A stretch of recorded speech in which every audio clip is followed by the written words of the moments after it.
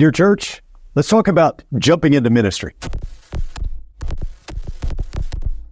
Hello and welcome to the Dear Church podcast. I'm your host, Chris McCurley, joined by my friend, co-worker, partner in crime, Kyle Dickerson.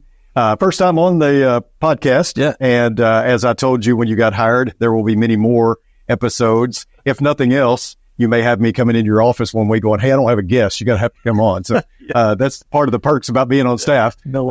No, I'm glad you came on today because I wanted to talk about, you're in kind of a, well, I say a unique position, maybe not. I think there's other guys out there that have been doing bivocational ministry for years, working in a secular job and then doing preaching or youth ministry. But you are one who came into this thing from the secular world. When we approached you about the youth minister position here at Walnut Street, I think I could rightly say it blew you away because that was the last thing that you had thought of, the last thing on your mind. And just to give some people some background into that, Walnut Street was a church that for many years, I think, 20, 30 something years, the youth was served by an elder, Bob Spencer, and one of our deacons, Alan Reagan. And it worked really well. It was a model that even other churches were like, hey, tell us a little bit about that because it seems to work. And it did work for many years. But, eventually you age out or you get to where you're, kind of tired or whatever. And I think Bob and Alan decided, it's time to kind of turn this over to somebody else. And so we had the unenviable task of trying to find a youth minister. And, any eldership that's trying to hire a minister today will tell you it's not always easy. So a committee was put together. I was on that committee, as Steve Baggett, one of our other ministers, was on that committee as well, as with some others. And so we had the task of trying to, for the first time in 30-something years, hire a youth minister full-time. And we did all the things that every church does, trying to find somebody, putting it out, word of mouth and talking to other people. And we brought in people and interviewed them. And, it just never seemed to work. And one of our elders said, have you thought about Kyle Dickerson? Well, Kyle, you were a member here with your family, Casey, Ezra, Maggie. You've been a member here for like 7 years. And so when your name was brought forth, we were like, yeah, I guess we could talk to him. That just didn't really enter our thought process. So we bring you in, and after talking to you one time, we're like, oh, okay, well, this might could work. And then we bring you in a second time. We're like, yeah, this really could work, and so it all played out. We ended up hiring you, and that was about a year ago almost now. And it's gone really well. And so I wanted to take the conversation in that direction, talk about making the leap from the secular world into ministry without any real prior knowledge or experience, but then also talk about, some of those challenges and some of the, blessings that have come from that. One thing that I was very intent on when I was at Oldham Lane was hiring from within. So many churches, they hire from outside. They don't know if it's going to be a fit. Many times it's not, or, they hire somebody who stays a little while and then moves on. And so I had talked to our elders there about how about if we hire positions from within. So if we need a youth minister, associate minister, whatever, we find somebody in our congregation that is talented, can do that, pay them a little more than they make in their secular job. And we know that they're a fit. We know they're going to stay here. And it's what we've done with you. It's what we've done with Chris Hedge, our coordinating minister.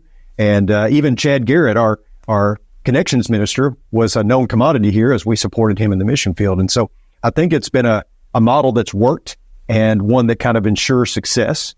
So talk a little bit about coming out of the secular world. Talk a little bit about what you did before, because, folks that don't know, you worked at Lipscomb for many years, and then that transition into ministry. Sure. Yes, I was at Lipscomb for 8.5 years. I did a variety of roles there before that.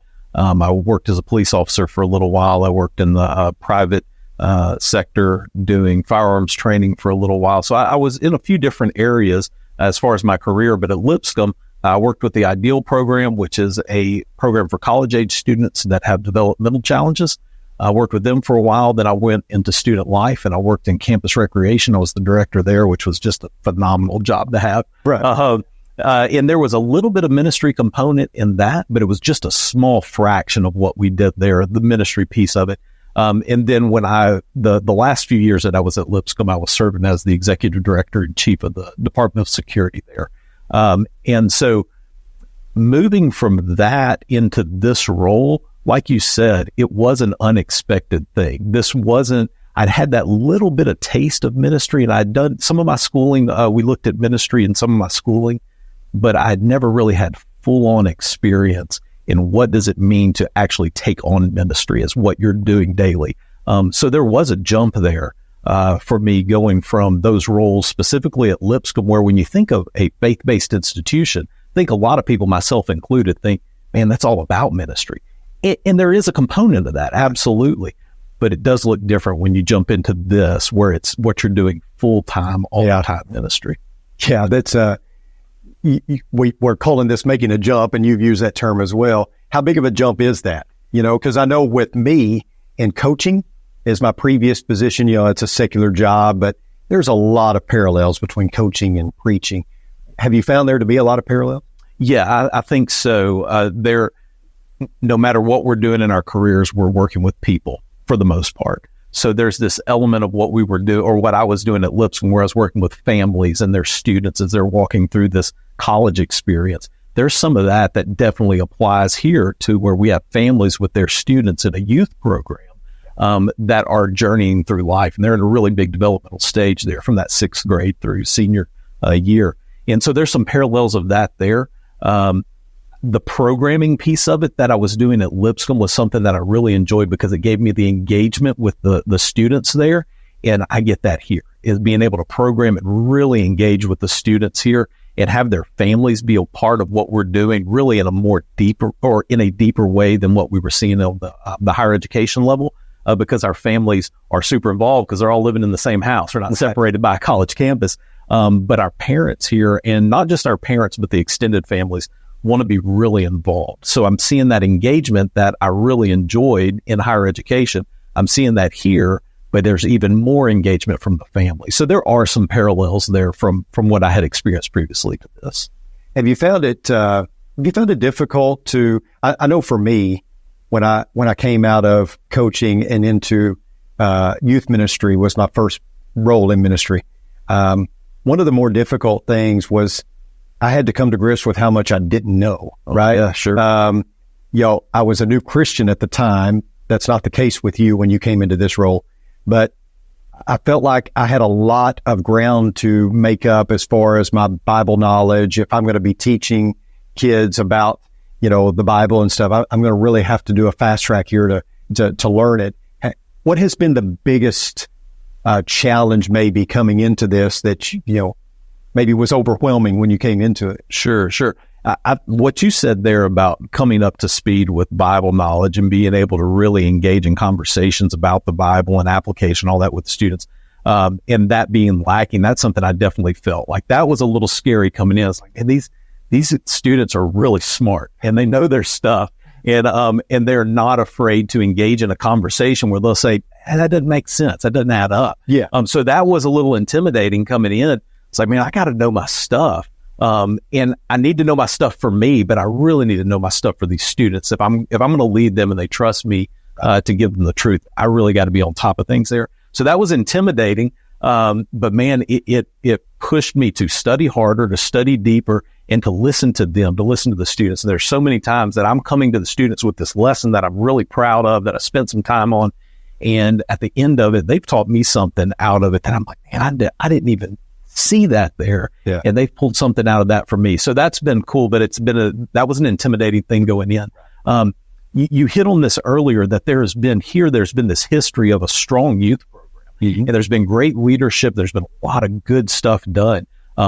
Filling those shoes, coming in as the next piece of that's been a part that has been, I'll say it's been a challenge because I want to uphold what has been done. I want to keep that strong history moving, as well as being able to put my stamp on what we're doing as well. So there's a balance there of hanging on to those really good things that have been laid out as that foundation and building from that to do even more. So doing that well is something that I'm focused on and something that I'm trying to do appropriately. But that's been a challenge for me is, how do I honor all that's come before me as well as take us to the next phase? Yeah, I think it's always difficult to follow success. Yeah. Right. And, Bob and Alan were very successful in, creating something here that has gone on for many, many years. And, but you're right. I mean, it's going to be different naturally when somebody else takes it over. I've been different than the other guys that have come before me here from the preaching side of things. And that's okay. Some folks, are going to compare and contrast and say, well, we didn't do it this way before and all that. And you understand that. The nice thing with youth ministry, though, is there's always a turnover. And after a few years, you're all that the kids know because, they're coming in from sixth grade on. And so that's something that you have at your advantage. But I know you've had complete support from the guys that came before you as well. So that probably helps. Talk about maybe blessings that you didn't see coming into it. Some things that really kind of hit you hard. You're like, I didn't even see that coming, but I'm so glad that it's a part of it. Yeah. So there have been relationships that have come out in this 1 year. There have been relationships that have been built that I did not expect with some people within this church that we've been sitting in pews beside each other for the last several years. And our relationship really wasn't there. I could tell you who that person was. I can tell you a few things about them, right. But that's not a deep relationship. Right now that they are part of what me and my family are doing because they have a student in our youth program. Now our families have a different type of relationship. And that's something that I did not expect to happen to the level that has happened. It's been really a blessing that I've seen a lot of families step up in really big ways for each other, for my family. And that's been really cool to be a part of. Also, though, there's relationships that are outside of this church. There's other youth ministers out in the community and just throughout Tennessee that I've been able to develop some really cool friendships with. J.D. Schwartz is one who has been just a blessing to know as a friend. And starting out in this role, he was able to give me tons of advice and tons of guidance that have been really, really helpful. Mm-hmm. So those relationships outside of the congregation that were unexpected have been really a blessing as well. Yeah. So you've done this, June will be a year. Right. So you're coming up on a year. That's enough time to evaluate and determine, hey, did I make the right decision here? Leaving a good job, coming into a job, there really was a lot of unknowns. After a year, kind of putting you on the spot here, your assessment, what overall grade would you give it? Is this something you're like, I'm not turning back? This has been great. This has been better than I could have ever expected. Or yeah, what's our scale? 1 to 10? It's like an 11. Yeah, man, it's been good. Yeah. It's been good. I don't think there's any job out there, any career that we can approach out there that doesn't have some kind of hiccup with it, and it doesn't have some kind of I'll say downside with it. And there are challenges. There have been challenges throughout this year. But man, they are so far outweighed by all the blessings and the good stuff. And being able to be a part of the programming, being able to be a part of these kids' lives, being able to be a part of their families' lives, it's just been a huge blessing to us. My family and I we have been blessed within our family just by being able to have more time together, by the work that we're doing to prepare for devotionals and things that we're doing for the youth program that impacts our family in a positive way. Yeah. And that's a little bit of a selfish gain from that, but man, it's been great. And if we're on a scale 1 to 10, that's an 11. Yeah. You talk a little bit. I was going to ask you about your family. So Casey is your wife. We interviewed the both of you at least twice, I think. Mm. And, because we feel like it's kind of a package deal, right? Sure. We're hired a youth minister, but, along with that is his family and especially his spouse. And I know that you and her have gone to some workshops and things to try to get more knowledge and just some strategies about youth ministry. So I appreciate that a lot. You mentioned how it's affected your family. Every time you have a youth event, Loft Devo or something like that, I see little Maggie here. I see Ezra here. Of course, Ezra will be in the youth group soon. Yeah.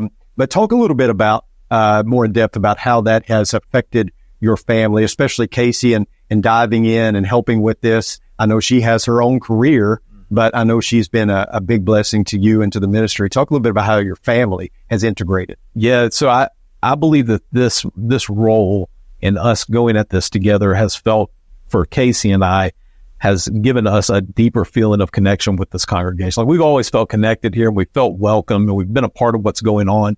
But being able to now be really, really hands-on with what this congregation is doing in a new way, and specifically with our students, man, it's been good. And she works on stuff as hard as I do on these programs that we're doing. We were in Washington, D.C. 2 weeks ago for spring break. And man, she put in at least as much work as I did in the preparation and while we were there pulling it off. So like, she's an integral part of what I'm doing here in this role. And then our kids, they love being a part of what's going on. He's excited because he's about to be there officially in the youth group, but I think he feels like he's a part of it now because he gets to hang out with the guys that are older than him. And the youth group members have just been so amazing to our kids. And that means a lot to us that they, when we go do stuff and our kids are there, they take care of those, of Maggie and Ezra. And it's wonderful to see them be treated that way by our youth group. That means a lot to us as parents. Yeah. Yeah. One of the things that there's many, but one of the things that I greatly appreciate about you is that you jumped into this thing without really any prior knowledge. Totally unexpected. We hit you out of the blue with this idea of maybe being the youth minister here. You go through the whole process, and, it was told to you during the process that, hey, there's other duties as assigned, right? So when Chris is gone, you may fill in from the preaching standpoint, teaching a Bible class in the auditorium or whatever. We all have our lane here, but we all kind of get out of our lane somewhat to cover other bases. Yeah. And I know, because you've told me, the standing up and preaching in front of the congregation, especially on a Sunday morning, we have 800 and 900 people here. That's not exactly something that's in your wheelhouse. And then the teaching Bible class and things like that is not necessarily something you would volunteer to do, but you have hit that head on. And I think everyone here would agree, well, I do a sensational job. And I think my opinion is one of the foremost things that you need to have in preaching is just be genuine, just be yourself. And so you get up and you're dressed as you are now, and you say you're nervous, you have to move around, so you pace and you talk, but it's genuine. We see the genuineness of Kyle come out, and I think that's what makes you effective, especially with the youth. But talk a little bit about, kind of the nerves and jumping into that part of the ministry side of things that really you had no prior experience with. Yeah. First off, that's very kind. I appreciate you saying that. There are some nerves that are involved, especially for me when you, right there in the beginning, I'm on stage proverbially in front of this great youth group, who has some expectations for me, whether those are said out loud or not. Right. And, I'm this guy that's going to be, are they going to think I'm cool, or are they going to be like, dude, who is this dude? So there's some pressure there. There was some pressure there going in. And I quickly felt comfortable with these students because they're a really cool group. But then you put me on stage in front of people. I don't mind doing that. I don't mind getting up there and preaching. I don't mind getting in front of a class and talking, but yeah, it's nerve wracking. And I mean, that's the real part of it. So I enjoy that though. I enjoy being pushed that way. I enjoy having those moments where I can, really put some time and some effort into preparing a message that I want to be able to present to people, and then having that venue, having that audience that I can present my heart, but through the scripture of saying, here's something I think that's important for all of us. And if that is me being up there and doing that nervous pacing, man, that's fine, because I think that's an example to people that you can be nervous about something, and it may be something that you're not fully confident that you can pull off. Yeah. But you can still get it done. Well, I think that's a good lesson for our teenagers. We do what we call lead camp here in the summer for our men, our young men and our young women. And, our young men, it culminates in them on Wednesday nights, each standing up and giving a devotional. And if they can see their youth minister who came out of a secular world and jumped into ministry and is doing things that maybe are uncomfortable to him, but at the same time, are necessary, that's a great example for them, right? And even to your own children.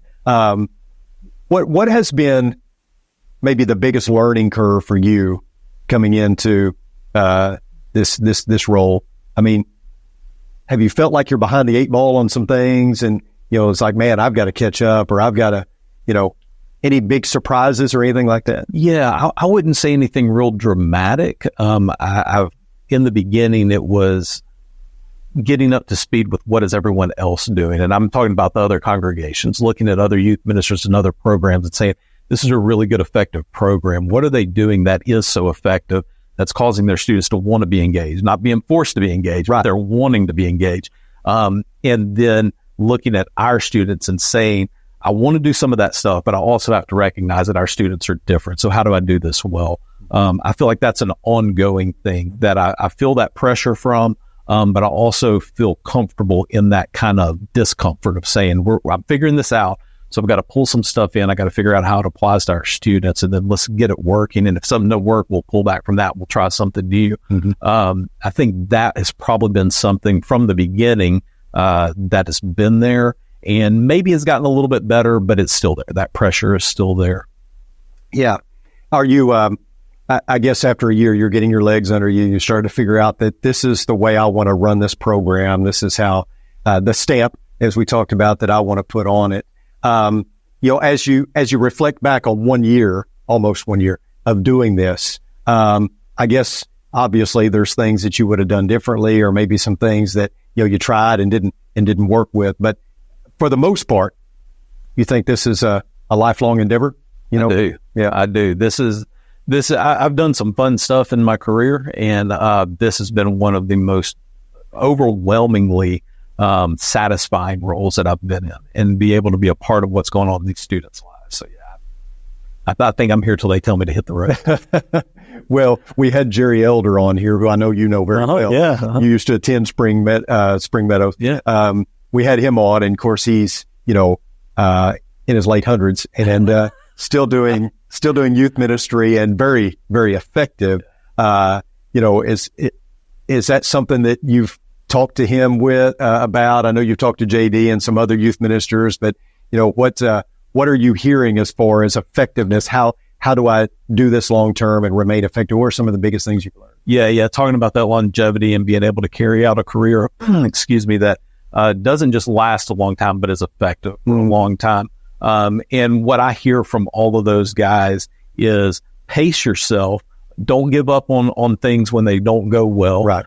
Really, when something does go well, don't praise yourself too much, but latch onto the good parts of that and see where you can use it again. And for Jerry's, like, you just got to stay engaged. You got to be constantly engaged in something. You got to be learning.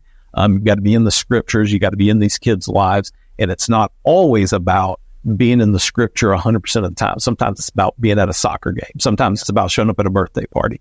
But being engaged in their lives, not just on Sunday mornings and Wednesday nights. And for Jerry, listening to Jerry talk about his youth ministry, I can hear in his voice when he talks about his youth ministry that he still loves it. And that's what I want. I want to be years down the road from this and still love what I'm doing.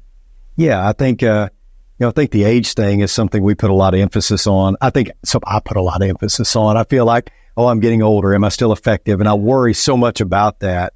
But you can see your effectiveness or lack thereof. I mean, it's not hard to gauge. Right. And, I see the kids connecting with you. I see, the things that you guys are doing. Very active group, doing a lot of things. And I know you've been told this. Is that something that you have to kind of back off of a little bit and say, don't do too much? You'll wear yourself out and all that. I know you've been told that. You do a lot of activity, a lot of things planned with the kids. Yeah. Is that something you're cognizant of? Or it is. It's something I struggle with, pumping those brakes. When I first started in this role last summer, we had a limited amount of time before the students were going back to school. So I was really intentional about trying to cram a lot of stuff in there before they went back to school, because I wanted that time with them.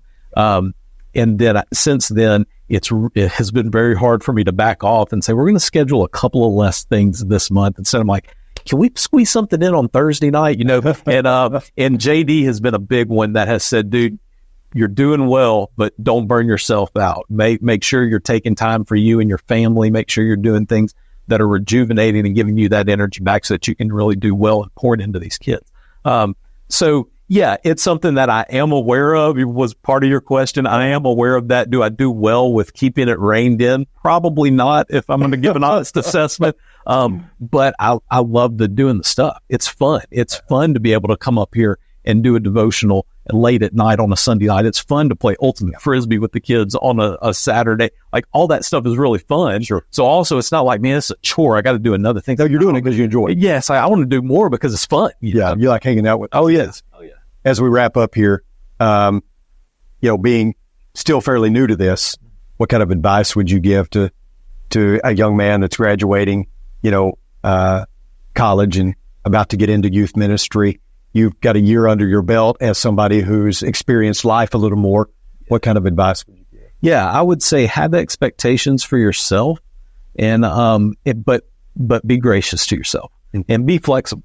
Be flexible. Even if you have a big expectation for a program or what something might look like with a family, be flexible and know that at the end of things, what you're wanting is you're wanting these kids to have a faith journey that leads to them being faithful to Christ. Yeah. So keep that in perspective. Yeah. Well, Cal, you're doing a great job. I'm so thankful that you came on. We've had a lot of youth ministers on the podcast, and all of them have done a really good job for what we've asked them to talk about. And I know we've got a lot of great youth ministers out there doing some great things. You're ours. And so I wanted you to come on and talk about specifically, this, making this jump, but also giving some insight into that world of youth. I've said it before. I don't think kids are different than they were when I was a kid necessarily, but I think there's definitely a lot more challenges or some things that are thrown at them, maybe just different things thrown at them than what we had to deal with. And it's a changing landscape all the time, and trying to understand that and help them navigate those waters. I mean, you've got a tall task, but I'm glad you're doing it. Thank you. Yeah. And I appreciate everyone tuning in to the podcast. Spread the news. We're on Facebook and YouTube, video and audio, but you can catch us just audio on Spotify and Apple Podcast. Podcast airs every Thursday at 11, and then it stays up, and you can go back and watch or listen to previous episodes. So spread the news about it. We want to thank you for tuning in. If you have a question about today's episode, you can email me at chris.mccurley@rippleoflight.com. If you have a question specifically for Kyle, we'll make sure to forward it to him, and I'm sure he'd be willing to answer any questions you might have. Thank you for tuning in. Until next time, may the Lord bless you and keep you. Sincerely, Chris.